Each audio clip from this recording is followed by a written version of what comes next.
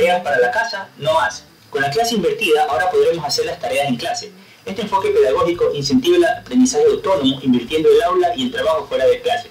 Soportado en 4 pilares que son la cultura de aprendizaje, el ambiente flexible, el contenido dirigido y el docente como facilitador profesional, se centra en el estudiante adecuando las formas de aprendizaje, priorizando contenido que el alumno pueda ver sus avances. ¿Y qué beneficios obtiene el estudiante con este modelo?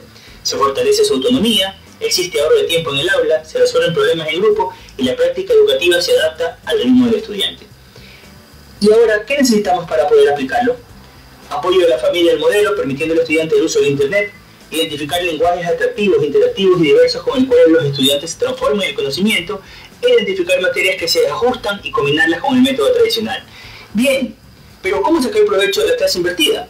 Fusionando el aprendizaje invertido con la instrucción por pares, así se explican y argumentan conocimientos en un mismo escenario, implementando un aprendizaje por módulos en el que para pasar de un nivel a otro el estudiante debe alcanzar el objetivo trazado por nivel, reforzando el aprendizaje de forma personalizada por parte del profesor, e implementando mecánicas de juego que permitirán motivar al estudiante de cara a su trabajo autónomo y responsable.